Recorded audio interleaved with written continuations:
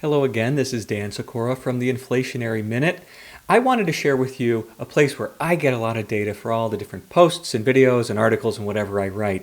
It is the Bureau of Labor Statistics, which I have on the screen right now. As I had mentioned before, this was my first job out of college measuring inflation, and I thought it was pretty cool. A lot of people I had met, I'm 22, 23 years old in the city of Chicago trying to meet people. They'd ask me what I do, and I'd say I measure inflation. And they weren't as excited as I was. But I thought it was cool because I got to see all sorts of different parts of the economy and how they worked. And ultimately, I have used data from the BLS in pretty much every job that I have had since that time. Here I am, bls.gov. What I would love to do is go to the popular series report and show you what that looks like, but unfortunately, it appears that their website's having a little bit of trouble today. So let's go with something that I know. I am most familiar with the Producer Price Index data, which I have here. So this will take us to home. I can see most recently, and I posted a video of this on LinkedIn, which going forward this is all going to be on YouTube, but goods inflation month over month, 0.6%, and services inflation coming down a little bit, so good for us.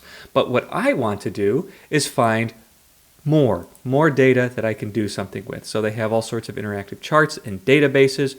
We'll start there. Now, the BLS for the PPI is organized by NAICS code. NAICS is North American Industrial Classification System. Sometimes people don't realize that that is the successor to the SIC, or Standard Industrial Classification System. So it's helpful to know a little bit about that before you go. I'm going to pick this industry data, one screen, and it causes this little window to pop up. And this is what I mean when I say NAICS data. These are the beginning codes. 1133 is logging, there's coal mining, there's metal ore, so forth and so on. And there are hundreds of these things. It can be a little bit overwhelming, as you can see me scrolling through here. You could search right here if you happen to know which industry you're looking for. A lot of times, though, people don't know what their industry they're looking for, at least out of the gate. So what I recommend is going to a NAICS and SIC identification tool. You can pretty quickly just Google NAICS code search, and this is what will come up. A quick tip when it comes to looking for different NAICS codes is to remember the opening digits of what they are. So things that begin with 11 are in this agriculture, forestry, fishing, and hunting. 21 in mining, 22, so forth and so on. I tend to do a lot of looking and digging around in this manufacturing, which begins 31 to 33, and then this wholesale trade, because in my professional life, I help companies that are either in manufacturing or wholesale trade, also known as distribution, figure out their pricing. So this is a good place for me to start. If I wanted to delve into this, I could, and I find this to be a pretty handy way to find a bunch of data. So you can see I started here 31 to 33 in manufacturing, bakeries and tortilla manufacturing, very specific, fabric mills, leather, so forth and so on. The point is I have all sorts of ways to find data that's relevant to me. If I just wanted to search, I saw there was paperboard before. You can see in the past I've looked for different roofing stuff. So let's go with a roofing index. You can see the search will pull back anything with a title of roofing in it. So if I'm looking for information on contractors, that's what I would find here. 2.3, okay, that's somebody doing something with their hands. 4.2, roofing, siding, and insulation material merchant wholesalers. That would be like a big company that is doing distribution of the products rather than installing it on your house. And then the manufacturer happens down here in things like asphalt, shingle, and coating, materials manufacturing, paper mills, rubber products. The thing to keep in mind here is a lot of these individual products, roofing, shingles, could be split among multiple NAICS codes. It's very rare to have one code to rule them all. Now for me today, let's just say I like what's happening in paper mills, 322120. So back here, I'm on my one screen. As it refreshes, 322120. As I see, these are paper mills, and let's make this a little larger. There are a bunch of sub-NAICS codes within each big one, so I could have everything in a paper mill. Or if I just wanted little parts of it, like construction paper, maybe I'm concerned how much I'm spending on my kids' arts and crafts projects, I might want to get that. I can add a couple of these to the selection. Sanitary tissue paper products, newsprint. This would be all primary products, so the main things that fit into there. And you can see as I was selecting each of these and adding to the selection, now I have 4 data sets that I'm going to retrieve. The next thing to do is go get that data. This is pretty slick. As I scroll through, I can see that I have the 1, 2, 3, 4 tables right here.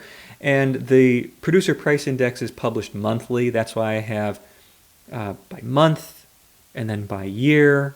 Keep in mind, data is preliminary until it is closed up to 4 months after original publication. If I wanted to make this a little more interesting, I could include annual averages and graphs, which will do that here. Oh yeah, okay, yeah, I remember living this where the price of everything went up like crazy. And that's true on all of these. I have the different charts. Something interesting about this construction paper sub-index, I guess I'll call it, is that I suspect that between about January of 2019 up to January of 2023, this straight line indicates to me that data was probably suppressed. They just imputed the data from point A to point B because they couldn't get enough data points to truly publish it. Okay, that's fine. I'm not so concerned about that. But what I am concerned about is if I was to copy paste this data or download it into Excel, it comes out in a table. I actually want this to be a little bit different, something that is easier for me to work with, so I go to more formatting options, and I like the column format.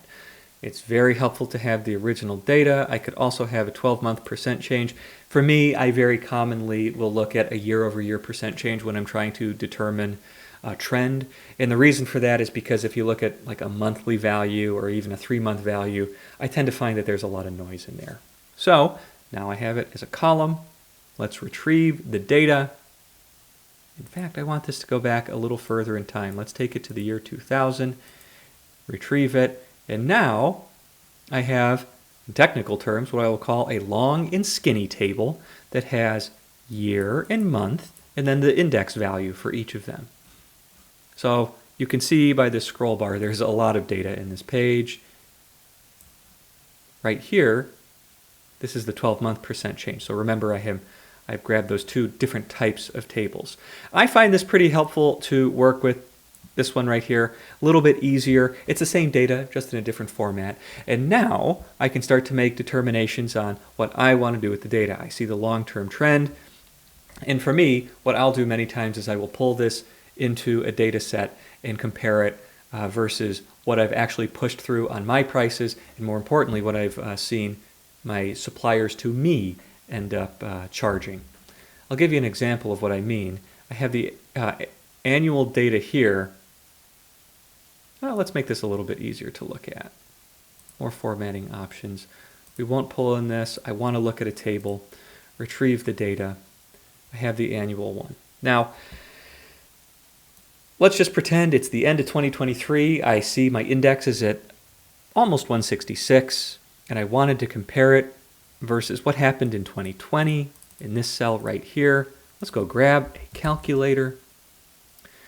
If I wanted to compute a percent change, so 165.924 new divided by the old value, we'll just take the 2022 one just to make it an annual comparison. So 157.573 new divided by old minus 1 times 100. Okay, prices are up 5.3%, we'll call that.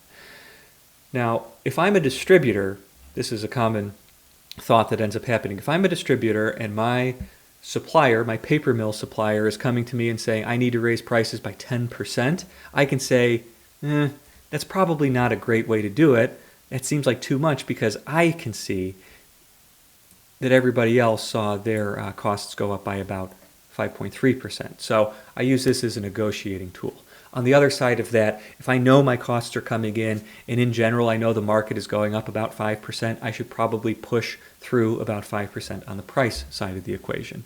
So that is a very quick way to get some data from the Bureau of Labor Statistics. I recently showed this to one of my colleagues, and he was over the moon with it because there is so much here that you can get into industry-specific stuff and figure out what's happening there. It is nice to have an external source of data that you don't need to pay any additional amount for, because this is funded by tax dollars from the U.S. taxpayer. So that is a very quick way that you can use data from the BLS in your day-to-day life if you're in the pricing arena like I am. Thank you for spending some time with me, and I'll talk to you soon. Goodbye.